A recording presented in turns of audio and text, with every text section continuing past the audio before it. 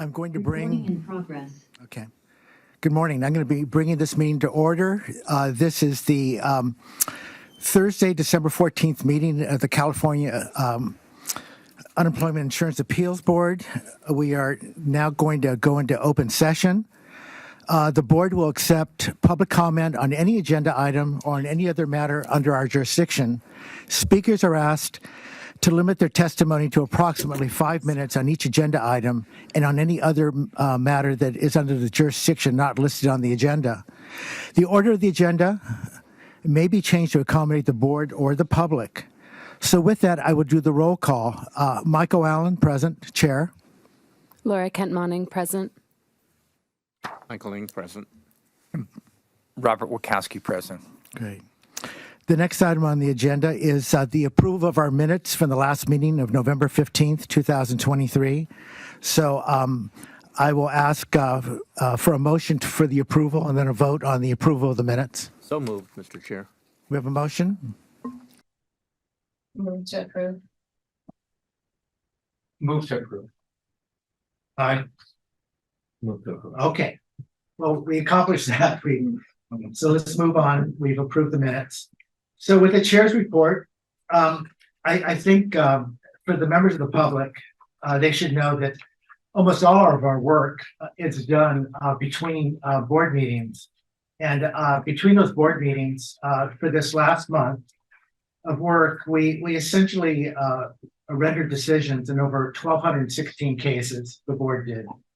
And the majority or very close to the majority of those cases now are being done with the California Appeals Management System. And this system that we're using, which is something that is going to be a great benefit to the public and to all of our staff as we put it online.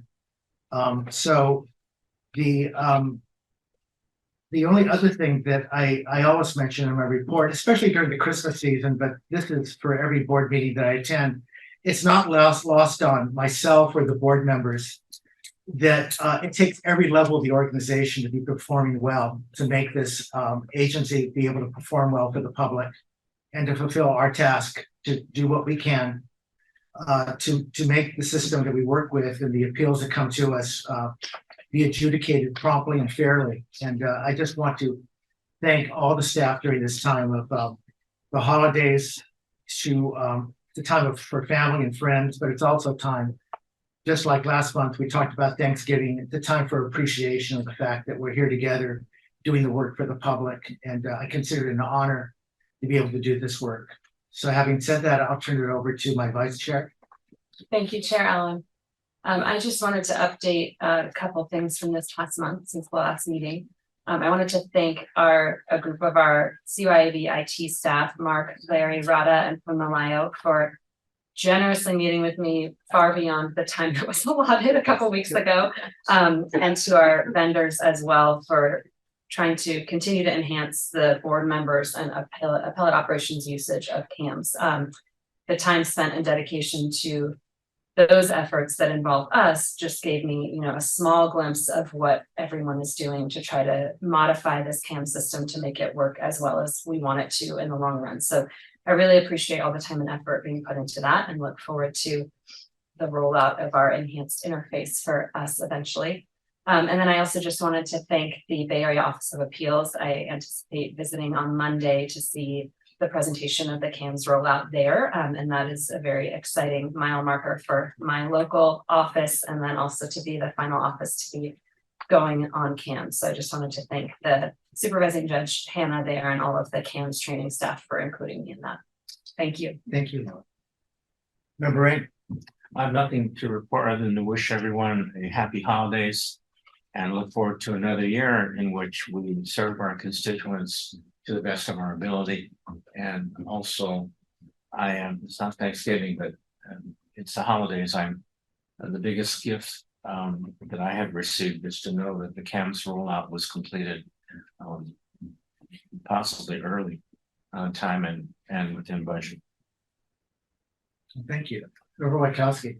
Well, as long as we're celebrating the CAMS rollout for this past year, this is that's my time on the board, and it's my intention to join Vice Chair Kent-Monning in Oakland at the the instruction of the appellate judges there.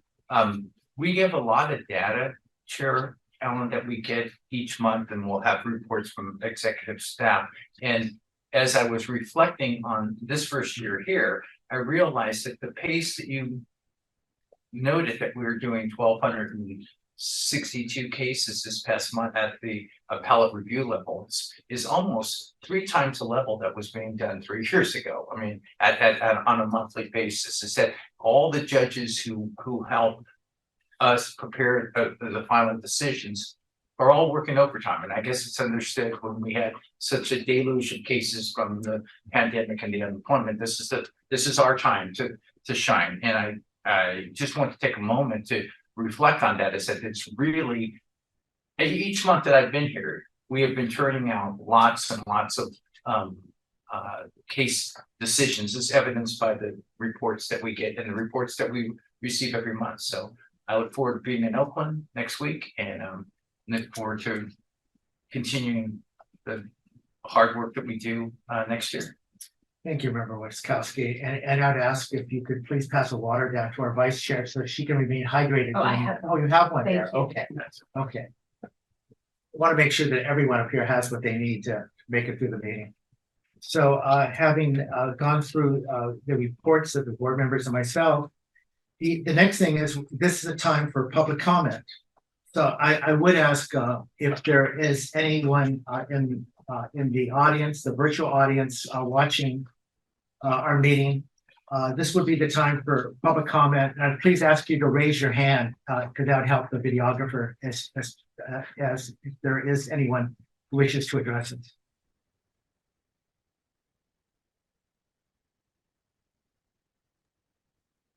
Chair Allen, I have no hands raised for public comment at this time.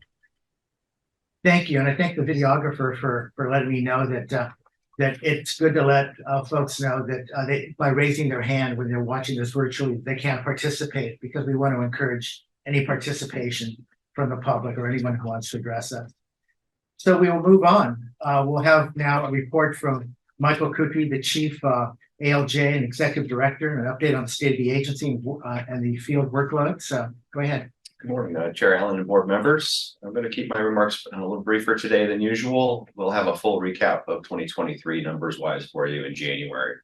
We'll be able to consolidate all the year-long numbers and present a more comprehensive report of how the year went. And I think it went well. So I look forward to presenting that to you at the January meeting. For November, we closed 28,123 cases in the field. We've grown accustomed to closing over 30,000 as we have 9 out of 11 months this year.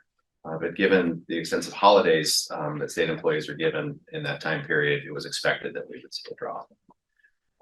Nonetheless, the open balance of unemployment and related cases dropped 5,700. It was another good month. Volume of appeals is on a slight uptick.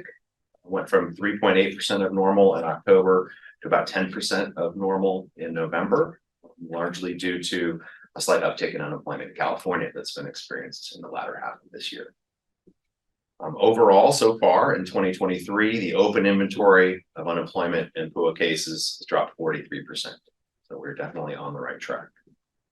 Our average case age rose a bit, as was expected by the decreased dispositions in November to 138.8 days.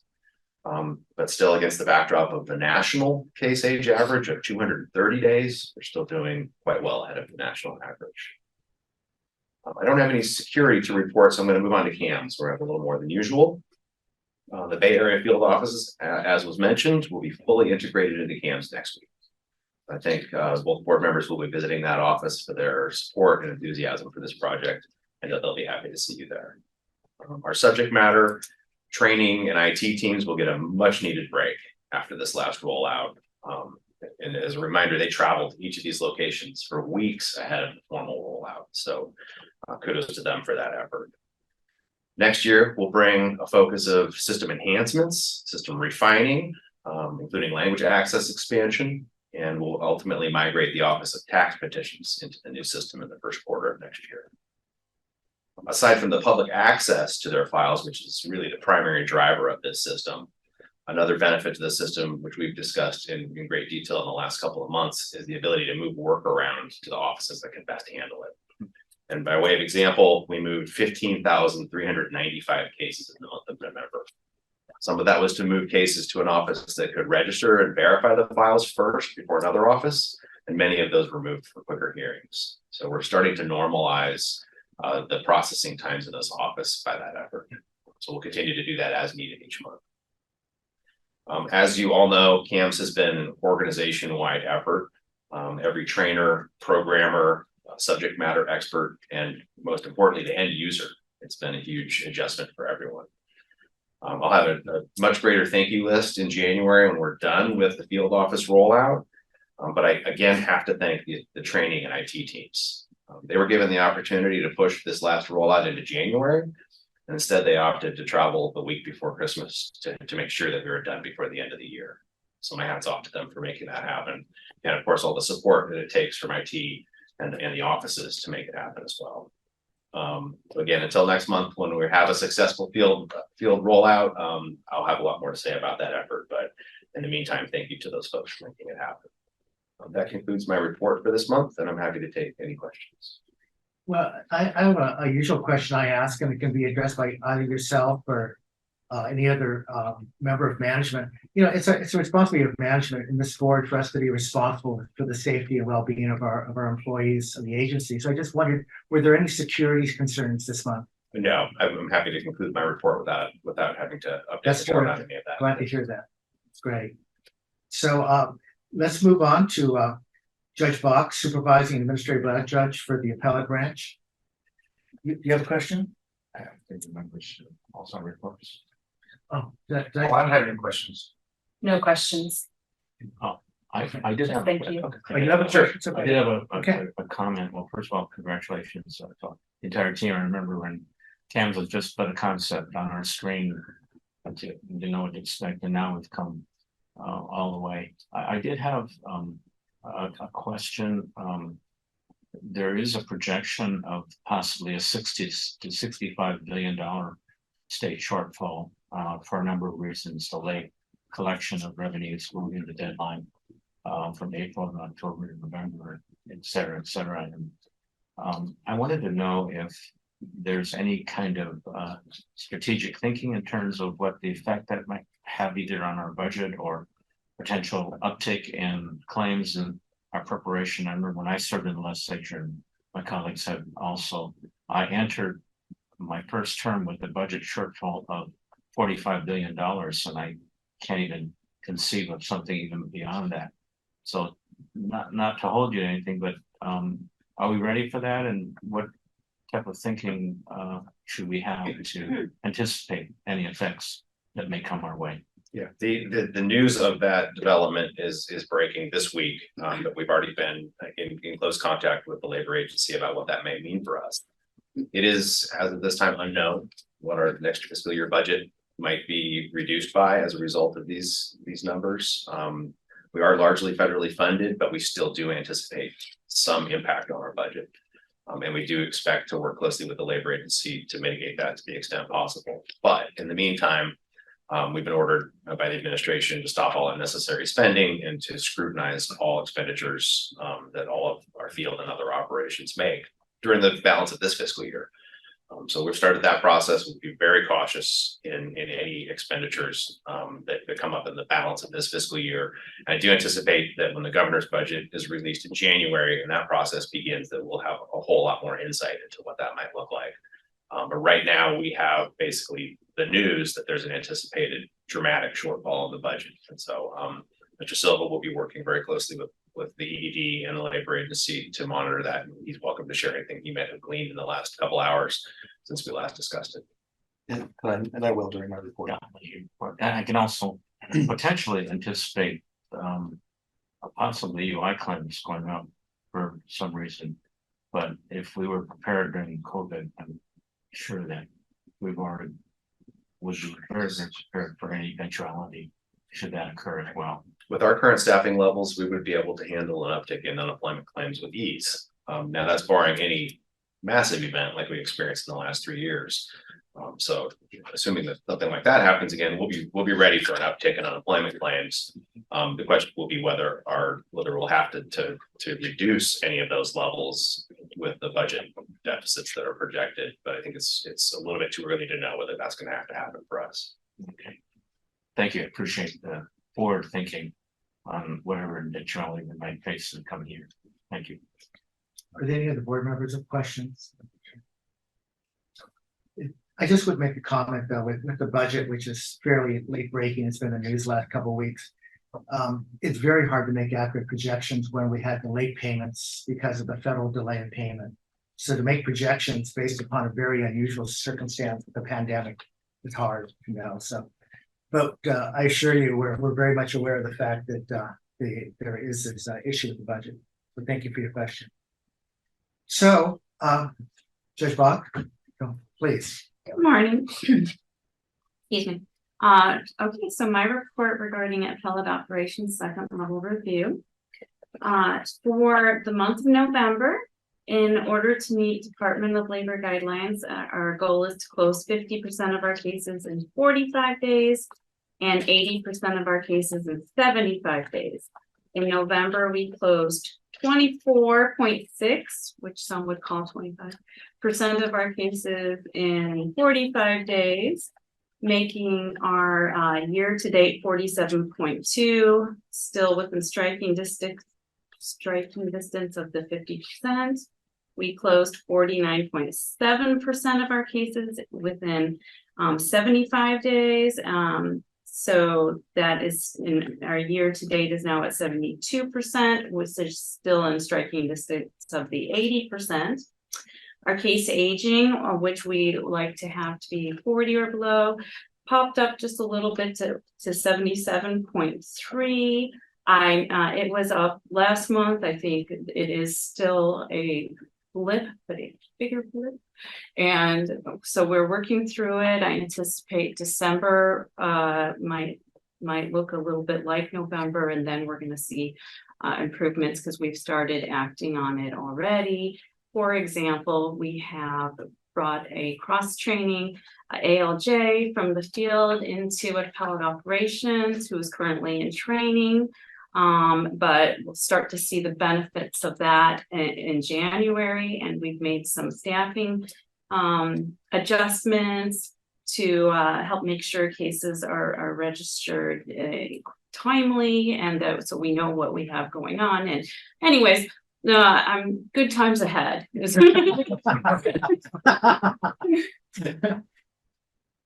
Thank you. We all do better after the solar solstice. I've noticed that. Yeah.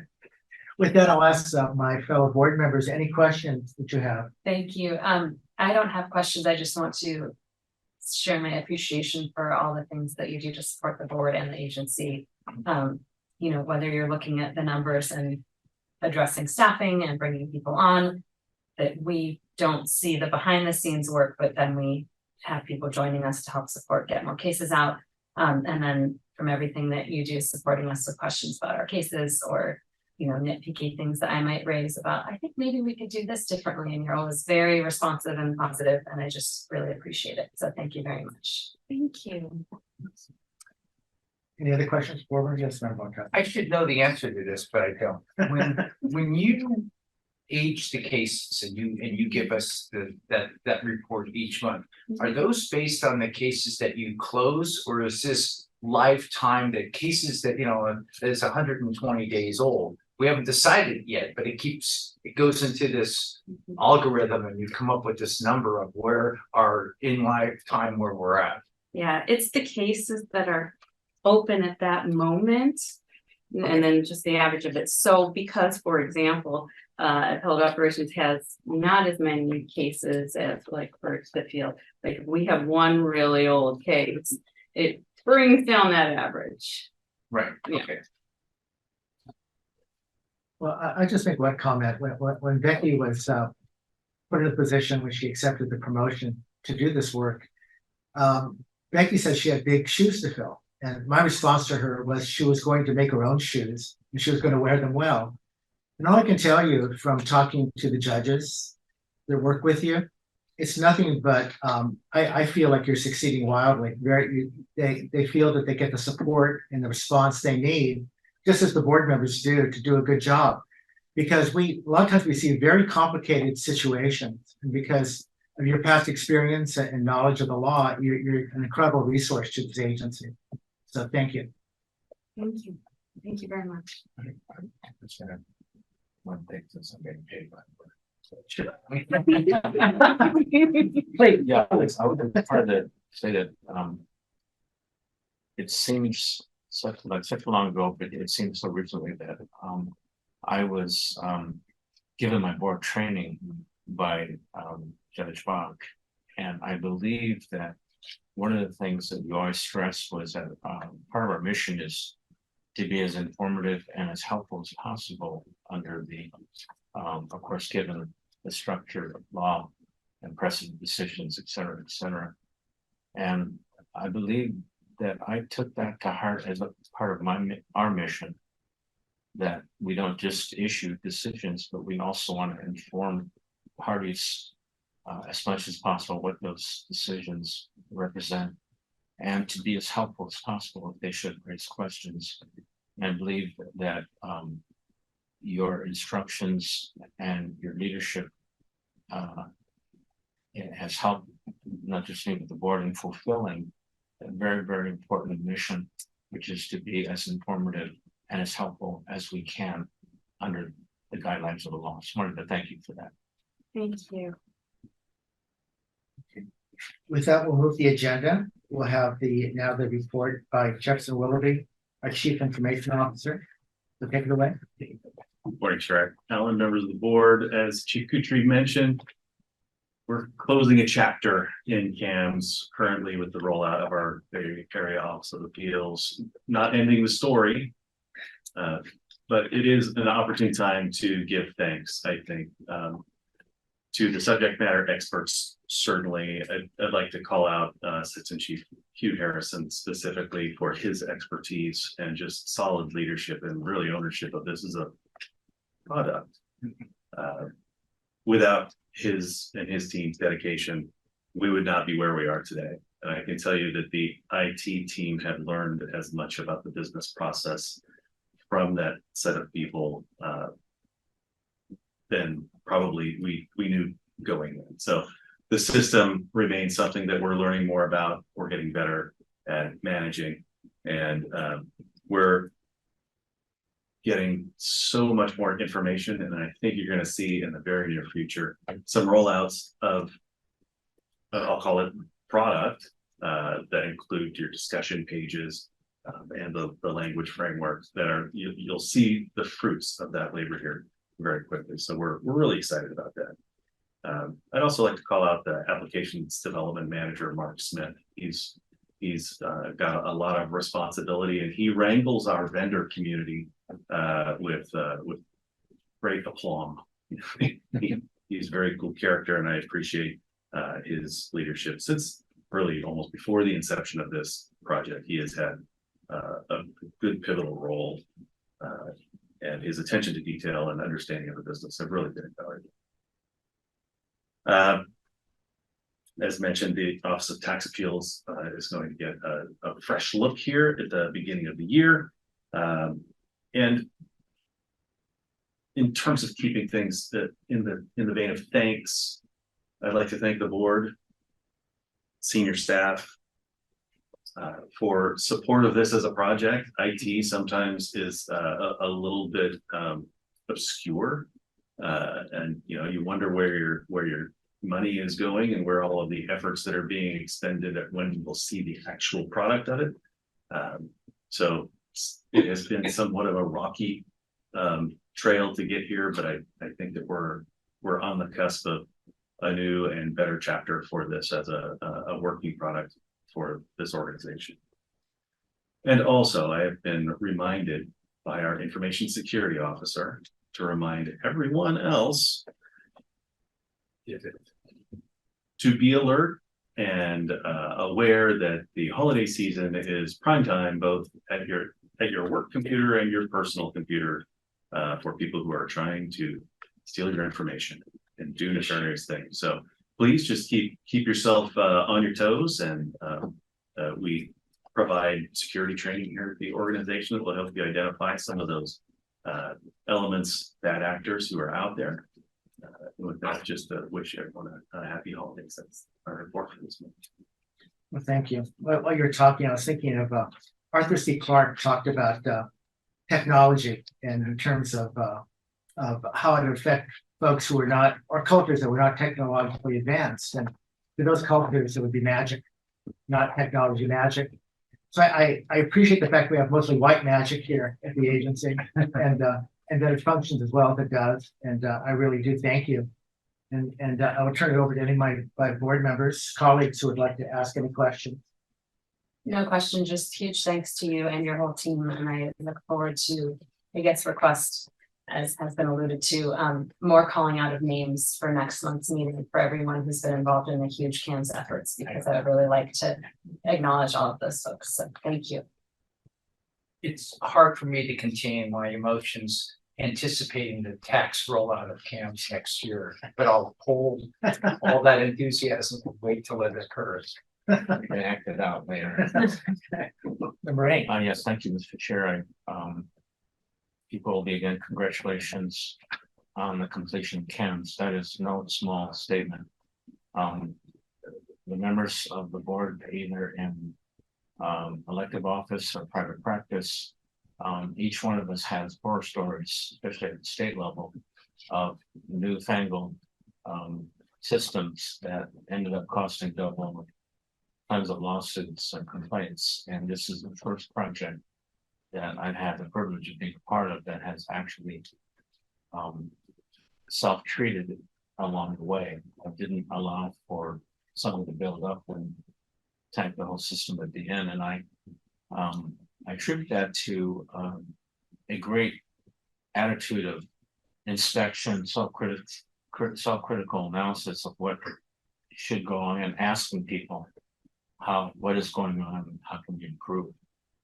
I also I assume it's you that or your department that requested the 2023 information security and privacy awareness training. I'm not sure if it was, but that was very, very helpful. I completed it on time and in budget.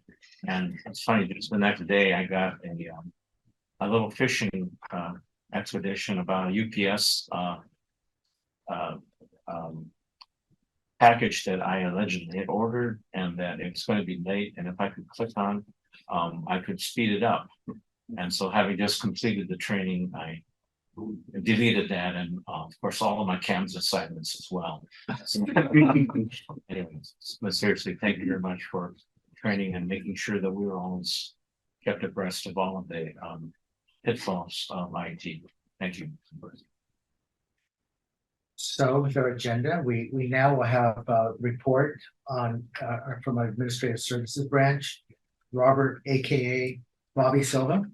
So take it away. Thank you, Chair Allen. Good morning, members of the board. I'll start with hiring efforts. And since the last board meeting, we've only had 2 statewide support staff hires. Both were seasonal clerk positions in Pasadena. That was an office that was experiencing some difficulty recruiting in the office technician, office assistant classes. So we pivoted to seasonal clerks there to at least get some temporary help for that office. And they're now both aboard. We currently have 25 support recruitments pending statewide. And as of yesterday, we had 3 formal job offers sent to candidates from both the Sacramento and San Jose offices. And just about an hour ago, all 3 candidates accepted their offers, adding 2 more office technicians and 1 more seasonal clerk to the field operations staff. Moving to budget, 2 weeks ago, we had our quarterly meeting with EDD's Fiscal Programs Division to go over our current fiscal expenditures and projected outlook for the remainder of the fiscal year. During that meeting, it was confirmed that Finance agreed to the October revise submitted on behalf of EDD and CUIAB, which essentially showed a continuation of our current workload output for the remainder of this fiscal year, and that CUIB should have no current change in budget authority in the Jan 10 budget update from the $106 million of authority that the board reviewed when you adopted our current spending plan. And last meeting, member inquired about the projected deficit, and again today as well. And this issue a couple of weeks ago was discussed during our fiscal programs division meeting. At the time of the meeting, we were informed that finance was starting to scrutinize previously approved budget change proposal projects to identify unspent funding within those projects to attempt to claw back some of that funding to assist with the projected deficit.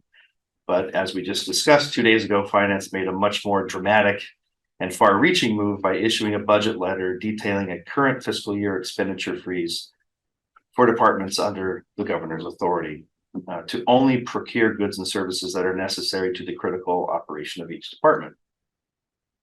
The details of the letter outline freezes to new agreements to purchase equipment and new agreements for contracted services, except again for critical need. This also includes planned purchases for equipment refreshes. It also extends to the purchasing of office supplies, advising departments to utilize all existing supplies before additional supplies are ordered. It also directs departments to decrease costs for training, subscription renewals, and furniture purchases.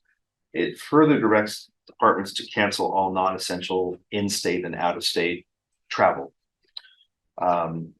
The letter also, for the first time in over a decade, cancels the annual leave buyback program for the state fiscal year 23-24. So we're in the initial phase of unpacking this directive and what it means for CUIB over the next 6 months. But I don't feel this belt cinching should have much of a significant impact on our day-to-day operations and our continued effort to serve the public and decrease our workload backlog. We're already experiencing reductions in supply purchases with the CAMS rollout, which is almost completed, and moving into this paperless environment.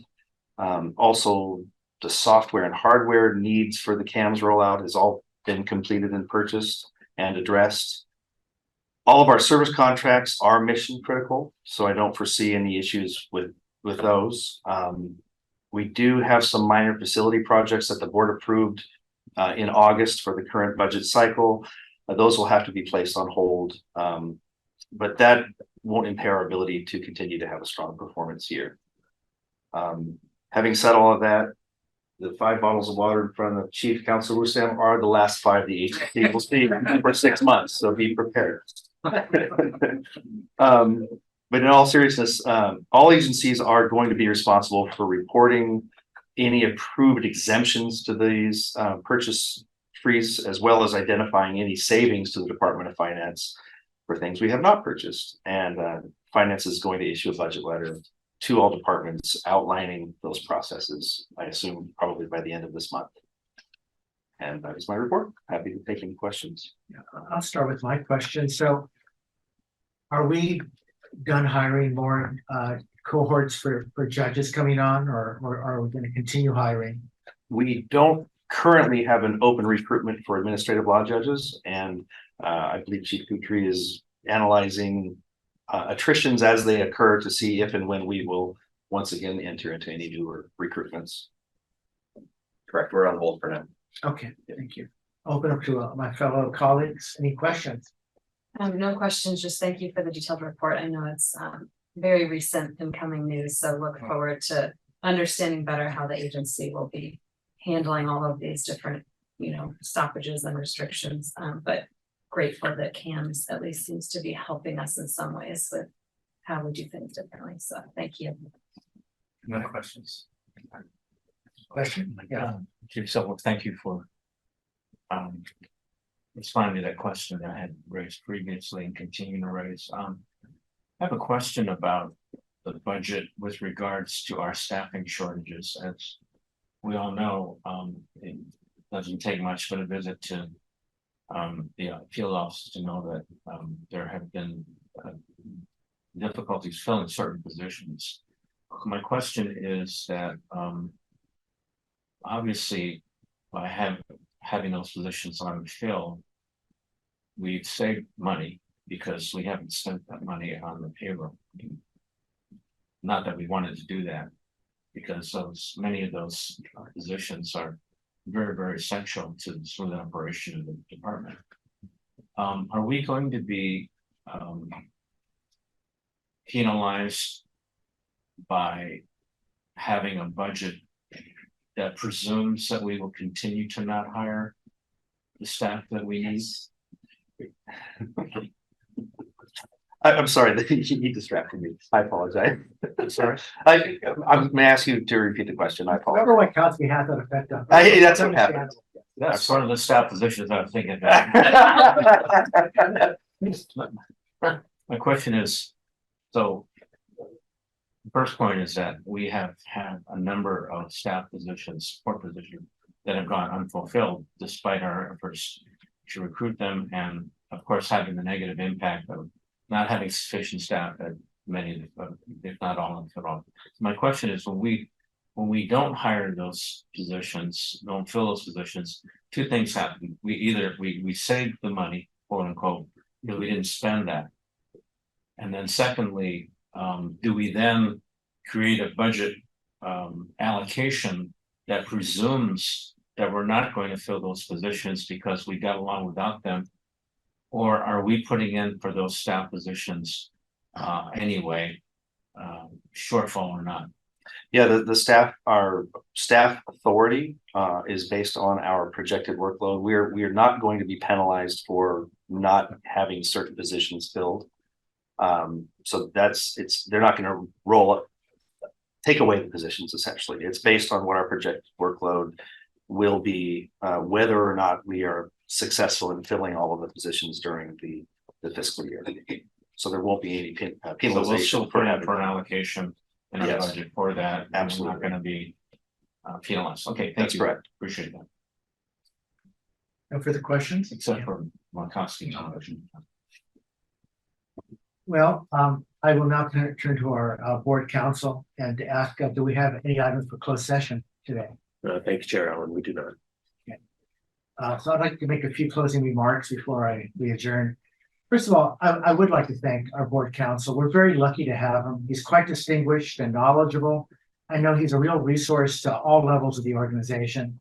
So I just wanted to tell you, you are appreciated, you are noticed, and I'm glad we have you on board. And I'm sorry that we cannot do any more newsletters until we get our workloads down, but I would like to see more performances. Cello for the you know, I was hoping you'd bring it to perhaps a party in the future, entertain us. And then the other thing is that I just wanted to thank my fellow board members for their support. I tried to support them, make them feel supported, make sure you have what you need. And I do appreciate your support. And it's been a very, in my opinion, successful year.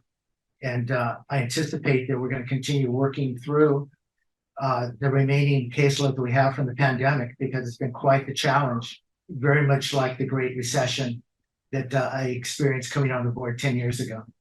So with those remarks, we have no further items. I will adjourn this meeting.